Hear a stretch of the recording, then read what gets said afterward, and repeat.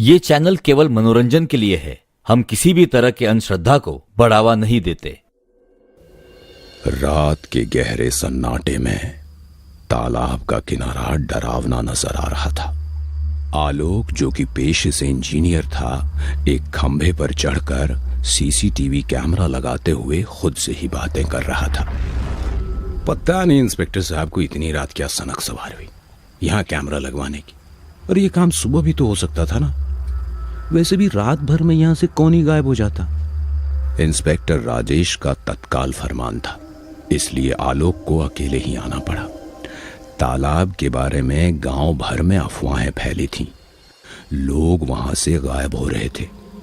Police CCTV कैमरे की मदद से देखना चाहती थी कि आखिर माजरा क्या है। फिर आलोक ने आखिरी स्क्रू कसते हुए कहा, यह हो गई फिटिंग, अब बाकी का काम नीचे उतर कर हो जाएगा।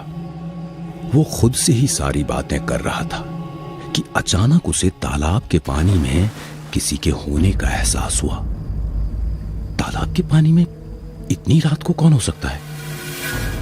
आलोक ध्यान से देखने की कोशिश कर ही रहा था कि तभी उसे सामने से तेज रफ्तार में आती हुई एक बस नजर आई, जिसकी रोशनी से आलोक की आंखें चौंधिया गई और देखते ही देखते बस अपना नियंत्रण खोते हुए उस खंभे से एक भीषण टक्कर में आलोक की चीख कहीं दब सी गई। कुछ देर बाद जब आलोक को होश आया तो उसने देखा वो तालाब के पानी में गिरा था। उसे महसूस हो रहा था जैसे उसके अगल बगल कोई और भी है। आलोक बेहद डर चुका था। वो कोशिश कर रहा था कि किसी तरह वो तालाब के पानी से बाहर निकले, मगर उसकी कोशिशें नाकाम हो रही थीं। किसी ने उसे पानी के अंदर पकड़ रखा था। आलोक किसी तरह कोशिश करता हुआ लगभग किनारे पहुंचने ही वाला था कि तभी पानी के अंदर से किसी ने उसे खींच लिया। उसकी चीख से इलाका गूंज गया। पानी के अंदर से हवा के बुलबुले बाहर निकल रहे थे, मगर आलोक बाहर ना निकल पाया।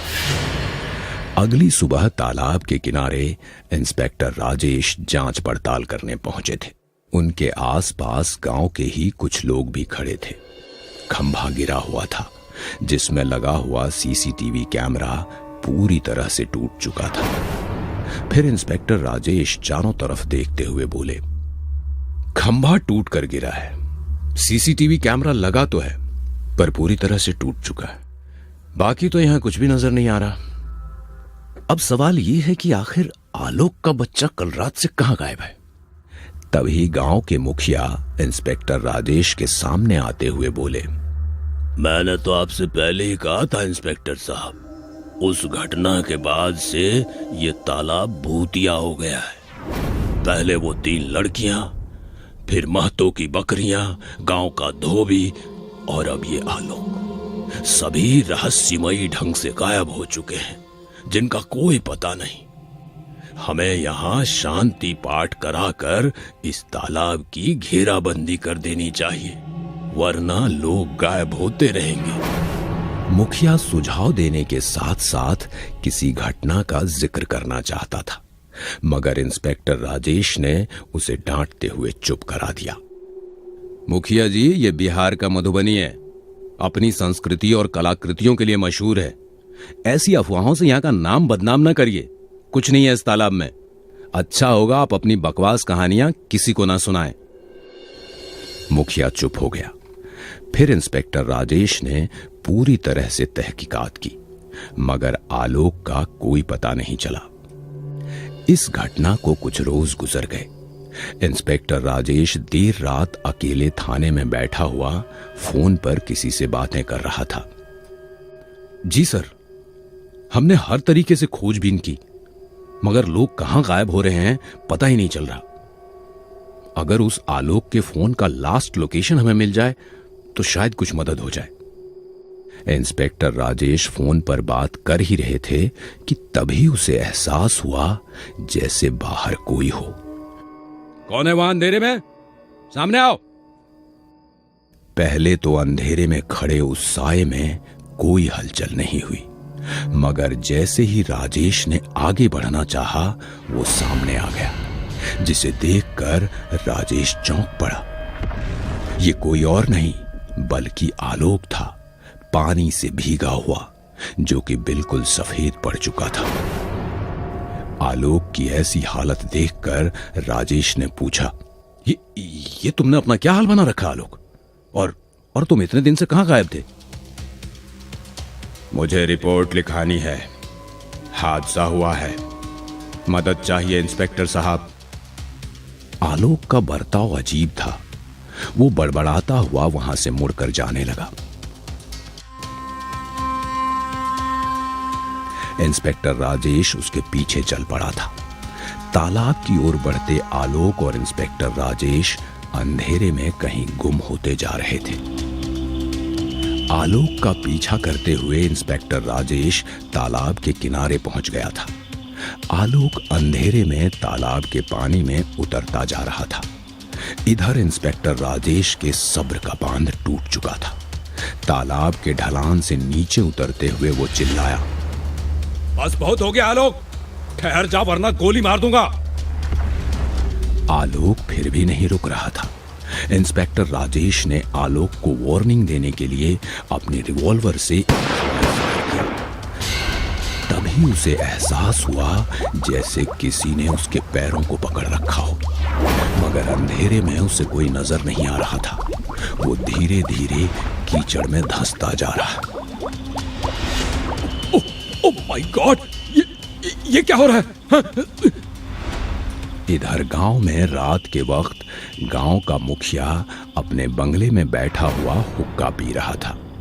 तभी उसके कान में गोली चलने और चीखने की आवाज पड़ी। उसके मन में शक बैठ चुका था कि तालाब के किनारे कुछ तो गड़बड़ थी। फिर मुखिया अपने 2 साथियों के साथ उसी वक्त तालाब की ओर चल पड़ा। तालाब के किनारे पहुंचकर मुखिया ने अपने दोनों साथियों से इशारा किया और खुद भी ढूंढने में लग गया कि आखिर तालाब के किनारे था कौन। काफी खोजबीन के बाद आखिरकार उन्हें इंस्पेक्टर राजेश मिल गया, जो तालाब के किनारे ही कीचड़ में धंसा था। वो बहुत बुरी हालत में था, मगर उसकी सांसें अभी भी चल रही थी। वो उसे वहां से निकाल ही रहे थे कि तभी उन्हें एहसास हुआ जैसे उनके पास कोई हो, मगर नजर नहीं आ रहा था।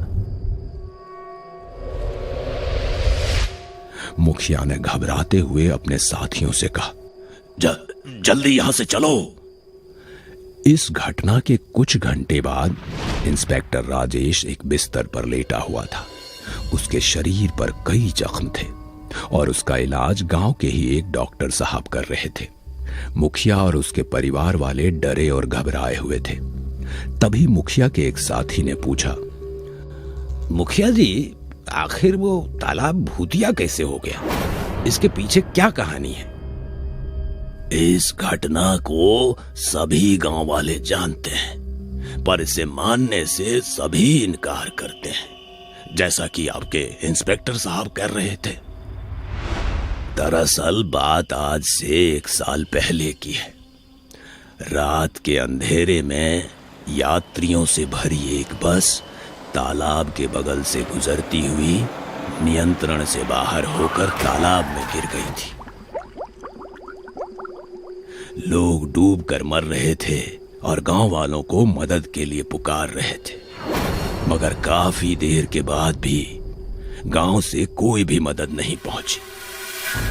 1-2 लोग जिंदा बच गए थे, जो गांव में आकर हर घर का दरवाजा खटखटा रहे थे ताकि वहां कोई मदद पहुंचे।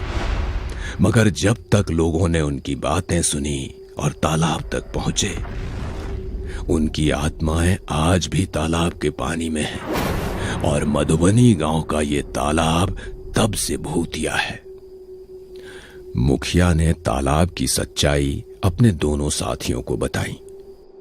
उनको यकीन हो चुका था कि मधुबनी गांव का तालाब उस घटना के बाद से भूतिया हो चुका था। लोग अब रात या फिर कड़ी दोपहर में वहां जाने से कतराते थे और तालाब के बारे में बातें करने से भी कतराते थे। इस घटना के कुछ दिनों बाद इंस्पेक्टर राजेश को तो होश आ चुका था, मगर उसने तालाब के पास उस दिन कुछ ऐसा देखा जिसकी वजह से उसका मानसिक संतुलन बिगड़ चुका था। वो किसी भी बात का कोई जवाब नहीं देता था और अक्सर एक ही बात दोहराता था, तालाब में हादसा हुआ है, मदद चाहिए, मदद।